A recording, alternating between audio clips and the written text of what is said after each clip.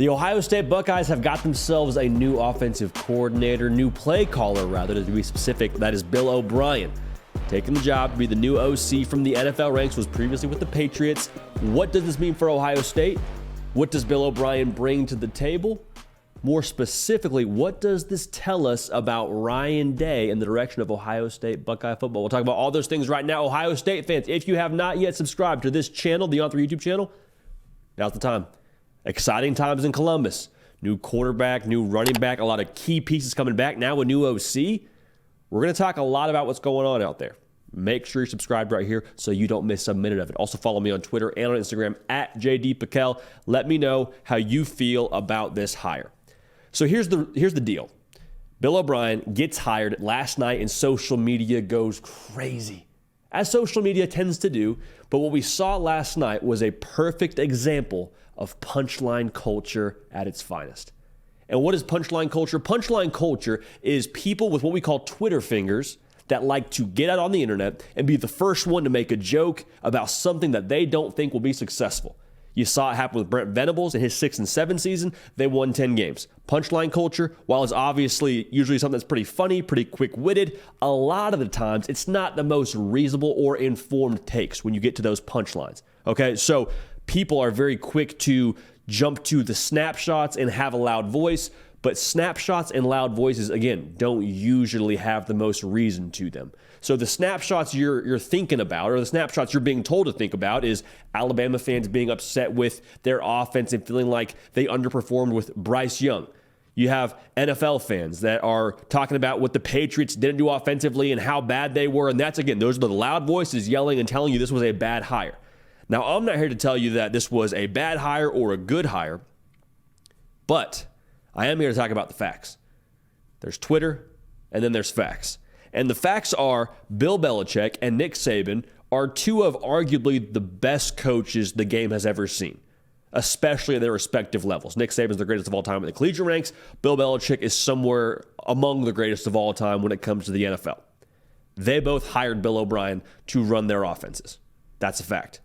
Also, Bill O'Brien, outside of those two individuals, continues to get high-profile jobs. So people that know football, people that have power in the football landscape from the NFL to the college level, they think Bill O'Brien is worth something when it comes to running your offense. Was a head coach for the Texans, has been a head coach for Penn State, obviously was an OC for Alabama. Like, the dude's been around the block a time or two. So on top of that, we talked about Alabama and what folks maybe wished he had done more of at Alabama. I'm not telling you it was a perfect situation, but I do think you look at his 2-year stint there, 40 points a game is what he averaged in his 2 seasons in Tuscaloosa. So say what you want about what didn't get accomplished when it comes to winning certain football games. We will talk about that here in a second. But when it comes to what he was tasked with doing, which is putting the ball in the end zone and scoring points, they scored 40 a game. That's pretty good. I think that'll do just fine. If you get 40 a game at Ohio State, that'd be a lot closer to what you would like to have happen, and probably what you would have needed to happen this past season to be in the college football playoff, if we're calling a spade a spade. So here's the other part about punchline culture, and this kind of was the loudest voice that we saw. You have folks on the Twitter sphere saying, well, Bill O'Brien was with Bill Belichick for an extended period of time, was with Nick Saban for an extended period of time, 2 years, so extended is kind of a relative term there. He never won a Super Bowl or a national championship being with either coach. And folks like to kind of laugh and snicker at that and say, oh, yeah, I guess he's not any good, huh? Let's kind of reset this a little bit. Bill O'Brien got Alabama to a national title game. And in that national title game, one, they were against one of the best defenses college football has ever seen in that Georgia unit. Also, they were playing without two of their best weapons on offense with John Mechie and Jamison Williams. Both were not available. I understand Jamison Williams played for a period of time in that game, but for the majority of the national title game, you didn't have him available. Can we all agree on that? That skews things quite a bit, because in their first meeting with Georgia, when Alabama beat them in the SEC championship, those dudes went crazy. Jamison Williams specifically went nuts and was a big reason why they won that football game. So folks say, they won a national championship. They were on the doorstep. You didn't get it done. I'm not trying to make excuses for that, but I do think the proper context has to be applied to that statement. Other part of this saying, well, you never won a Super Bowl with Bill Belichick. Super Bowls are really freaking hard to win, dude. Like, Dan Marino never won a Super Bowl. Are we saying he's not any good? No, of course not. One of the greatest of all time. In the NFL, there's only one team that hoists the Lombardi Trophy, and you have to have a lot of things, quite honestly, break your way to get that done. So I don't think any less of Bill O'Brien because he didn't win a Super Bowl with Bill Belichick or win a national title with Nick Saban. If that's your criteria, God bless you, that leaves a very small pool of coordinators to draw from if you got to have one of those on your resume to be a good OC. So again, punchline culture, it's fun, it's funny, I'm here for it, but it doesn't always lend the most logic in the world when it comes to this whole trying to deduce what kind of hire this is. So I'll talk about like the kind of hire I think this is.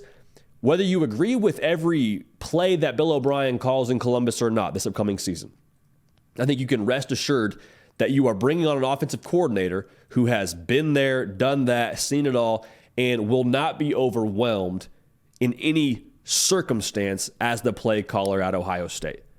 Like from where he's coached at, being in national championship games, coaching in the NFL, and not just as an OC, as a head coach in the NFL, like, I understand the stakes are high at Ohio State, but this is a dude that's built for it. He's like I just said, he's been around the block. The experience that he has throughout his football career as a coach, like that matters. And I think we're going to see it pay dividends here. And for Ryan Day to pass him the sticks to the offense, it's pretty capable hands. Like I understand that everyone has their opinion on Bill O'Brien, but like at the end of the day, with as much experience as he brings to the table, the risk you're running here, giving Bill O'Brien your offense, pretty minimal. On top of that, to mitigate that risk even more, look at the personnel you have. Just from a purely skill player position. Will Howard played a lot of football. Pretty safe to assume he's going to be your starting quarterback. Quinshon Judkins, transferring in from Ole Miss for a lot of people's money, one of the best backs in the country. Travion Henderson has been phenomenal in Columbus. He's coming back for another year. The wealth of riches they have at the receiver position. Like the margin for error, I think, is going to be fairly wide in most games for Ohio State with Bill O'Brien calling the plays. So even if you don't have 110% faith in Bill O'Brien, that's fine. But understand the personnel you have, there's going to be a lot of games where you just roll out there in that scarlet and gray, and it's like, hey, we're Ohio State. Y'all aren't. We have more talent. We don't need the perfect play called. We're just going to be better than you because that's what the roster says. So I'm not trying to cheapen the value of this hire, but I am saying like, it'll be specific games, specific moments where Bill O'Brien will really make his money and you'll see his value. So this is probably the more important thing I want to talk about here when it comes to like the macro level of this hire. What this means for Ryan Day to pass play calling duties to somebody else when calling plays and being an offensive guru has really been his thing. I think that says a lot about his willingness to evolve and for Ohio State to evolve. So we talk about the great coaches in our sport, Kirby Smart, Nick Saban, who's now retired, but has, stood the test of time throughout his, career in college football. They're great because they adapt. And make no mistake, adapting in itself, like the actual adaptation of your scheme and your philosophy, there's some legwork that goes into that. But from my personal opinion, I think 75% of adapting is being willing to adapt, not being hard-headed. Not saying, no, my way is the only way, I got to stick to this. We're going down swinging because this is the way that I have always done it. I admire the loyalty to your process, but I admire much more the humility from Ryan Day here to say, listen, we got to be better. We have not accomplished our standard internally. So with that being said, it starts with me. I'm going to bring somebody in to help us be better offensively. Yeah, it was his thing. It still probably is his thing if you're Ryan Day. But he's trusting someone else for the betterment of his football team. Same thing can be said about his defense. I know it wasn't the part of the unit or the program rather that Ryan Day specializes in, but he figured out very quickly, hey, what we're doing defensively here is not good enough. A couple years ago, that game against Oregon, when Mario Cristobal and company ran up and down the horseshoe against them, he's like, we got to be better defensively, starting now. That offseason, they go hire Jim Knowles. This past year, they had a top 10 defense in the country. So, like, what I'm trying to say here is Ryan Day, say what you want about what he's done in his relatively short time as a head coach. This is his first head coaching job, so he's continuing to figure it out. But it's not a thing where he's married to one way of doing things. He's continuing to evolve. And even more importantly, he's being willing to evolve. He's willing to adapt. He's not being prideful about it. He's not saying, it's all about me. It's all about my way of doing things. He's like, it's all about us. And us being better starts with somebody else calling the plays. So if that's the way your head coach is approaching things, I think that's massive. I think that's massive, and I think that's a tremendous sign for the folks in Columbus that you got a head coach who is saying, hey, by any means necessary, even if it's me not calling the plays, we are going to get this thing right. And Bill O'Brien, in a lot of ways, is going to be a part of the effort for the Buckeyes to get this thing right, which is, of course, beating Michigan, winning the Big Ten, competing for national championships. I'm excited to see how it plays out. So again, Bill O'Brien, the new OC and play caller in Columbus. Punchline culture will tell you one thing. I'm not here to tell you another. I'm just here to tell you the facts, and I think there's a lot worse you could have done than going and hire a guy who is the seal of approval from Nick Saban and Bill Belichick. Keep it locked right here. College football all of the time. We love y'all. We appreciate y'all. Make sure you're subscribed. We're going to keep this party rolling. We will see y'all next time.